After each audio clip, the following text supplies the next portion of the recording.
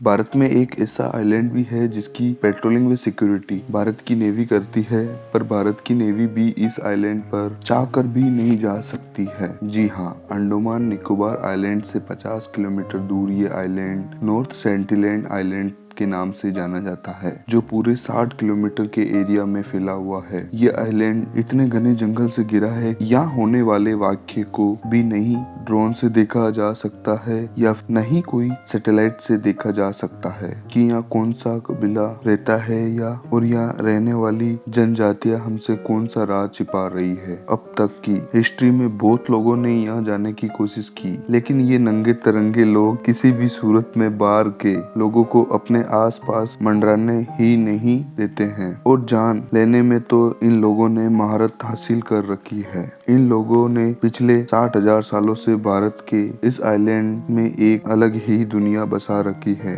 ये कबीला हमसे कई वर्षों पहले बढ़ती ग्लोबल वार्मिंग व आइस मेल्ट के कारण हमसे बिछड़ गए थे, पर न जाने आज तक बाहरी दुनिया से क्यों दूर बनाकर रहने की ठान रखी है। एक तरफ दुनिया दिन बे दिन तरक्की कर रही है, दूसरी ओर आज भी सदियों पुरानी जिंदगी जी रहे हैं। हमें इस लोगों के बारे में तब पता चल सका जब साल था 1867 में ईस्ट इंडिया कंपनी का एक सिख भारत के कोस्ट से रवाना हुआ और नॉर्थ सेंटिनल आइलैंड पर जाकर खराब हो गया था, जिस शिप में 165 से भी ज्यादा ब्रिटिश व भारतीय लोग सवार थे।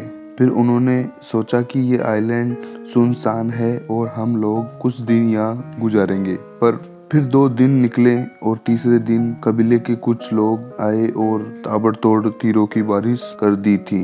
यानी कि कुछ लोग तो मौके पे ही मारे गए थे, बाकी बचे लोग को इंडियन रॉयल नेवी ने रेस्क्यू कर लिया था। ये नॉर्थ सेंटिनल आइलैंड से होने वाला पहला कांटेक्ट था जो अनेकों लोगों की जान लेके खत्म हुआ था।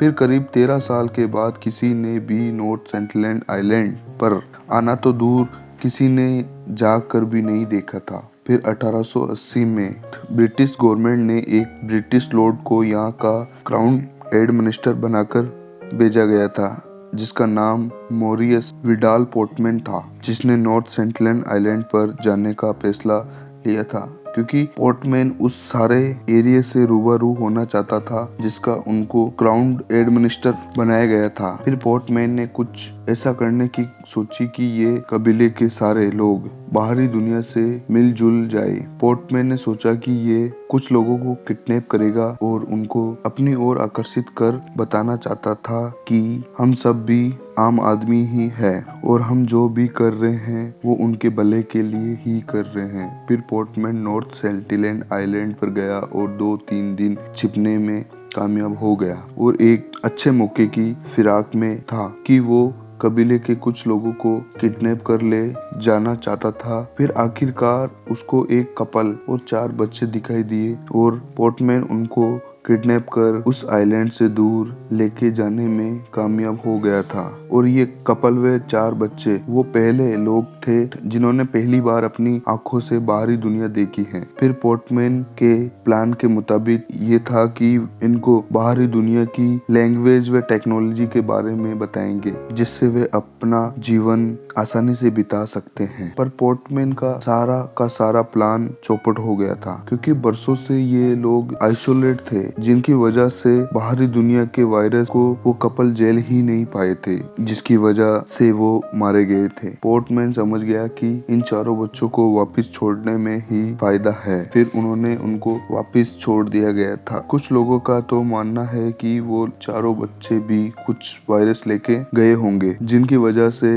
ना जाने कितने लोग मारे गए होंगे। उनके बाद हम सबको उन कपल के मौत के जिम्मेदार ठहरा दिया गया होगा, जिसकी वजह से वो और भी गुस्से में आ गए थे। उसके बाद जो भी गलती से गया उनका लौट कर आना लगभग ना के बराबर है। उसके बाद 14 अगस्त 1947 में जब हमारा बंटवारा हुआ तब हम सभी भारतवासी आजाद हुए तो ये नॉर्थ सेंटलैंड आइलैंड भी हमारे हिस्से में आ गया था। कहने को तो ये लोग भी भारतीय नागरिक हैं, पर इनको ये भी नहीं पता है कि भारत क्या है। फिर 1967 को भारत ने पंडित त्रिलोकनाथ को ये जिम्मेदारी दी कि वो नॉर्थ सेंटलैंड आइलैंड के लोगों से कांटेक्ट बनाए। फिर पंडित त्रिलोकनाथ आइलैंड के चक्कर लगा के वहाँ इर्द गिर्द मंडराना शुरू कर दिया था और वो बीच के करीब गिफ्ट हुए खाने पीने के सामान फेंकने लगे थे, जिससे वो यहाँ रहने वाले कबीलों का दिल जीतना चाहता था। उनके बाद 1974 में नेशनल जियोग्राफी की टीम आइलैंड पर एक डॉक्यूमेंट्री बनाना चाहती थी, जिसके हिसाब से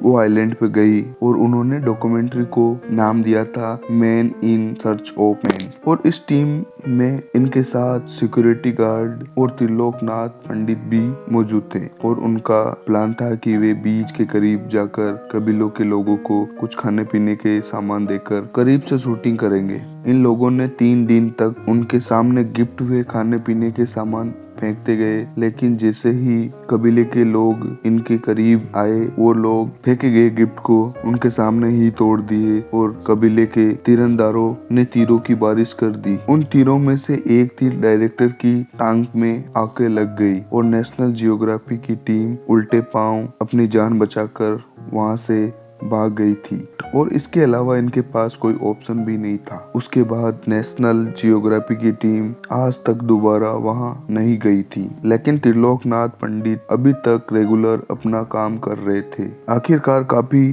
टाइम के बाद एक दिन कबीलों के लोगों से पंडित त्रिलोकनाथ दोस्ताना कांटेक्ट बनाने में कामयाब हो गया था। उन्होंने अनेकों फोटो भी ली थी जिसमें त्रिलोकनाथ पंडित गिफ्ट देते नजर आ रहे हैं और उनके साथ उनकी जूनियर असिस्टेंट मधुमाला भी उनके साथ थी, जिनको भी उन कबीलों के लोगों के साथ फ्रेंडली रहते देखा गया था और इनका कई बार आना जाना व मिलना जुलना लगा रहता था। 1981 में एक शिप यहाँ आकर फंस गई जो MV प्रीमोस की शिप थी, जिसमें 30 से ज्यादा लोग सवार थे जो रेस्क्यू का वेट कर रहे थे। कई दिनों के बाद उन्होंने नोटिस किया कि 60 से ज्यादा लोग उन पर तीर दाग रहे हैं। फिर उन्होंने अपनी कंपनी से इमरजेंसी कांटेक्ट किया और शिप कंपनी ने उनका हेलीकॉप्टर की मदद कर लिया गया था और उनकी शिप आज भी नॉर्थ सेंटलैंड आइलैंड पर दरी की दरी पड़ी है। और जब पंडित त्रिलोकनाथ रिटायर हुए तो उनके बाद भारत सरकार ने वहां होने वाले सारे विजिट कैंसिल कर दिए गए थे और आइलैंड को सील कर रेड जोन में डाल दिया गया था। फिर एक बार 2006 में 2 मछुआरे फिशिंग के लिए निकले पर वो एक्सीडेंटली यहाँ पहुँच गए थे और दूसरी ओर उनके साथ और मछुआरे थे। उन्होंने देखा कि उनकी आंखों के सामने ये कबीले के लोग तीर चलाए और दोनों मछुआरों को मार दिया था। इस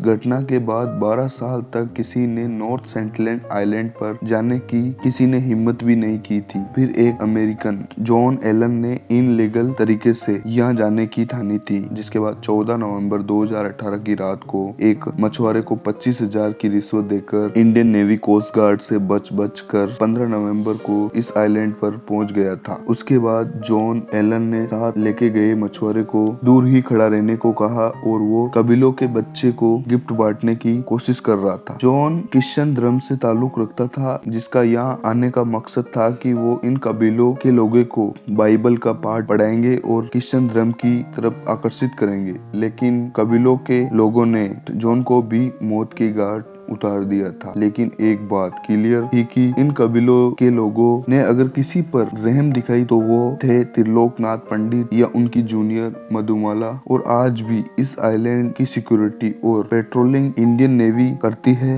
और वो भी 10 किलोमीटर का डिस्टेंस बनाकर। जब कोविड-19 के समय भारत की नेवी के हेलीकॉप्टर इनके स्वास्थ्य का देखभाल करने के लिए गई तो इन लोगों ने हेलीकॉप्टर पर भी तीर दागे थे। उम्मीद है कि ये वीडियो आपको अच्छी लगी होगी या आप इस वीडियो को लाइक करोगे और आपके चैनल 1 टीवी को सब्सक्राइब करोगे। जय हिंद, जय भारत। फिर मिलेंगे एक शानदार टॉपिक पर।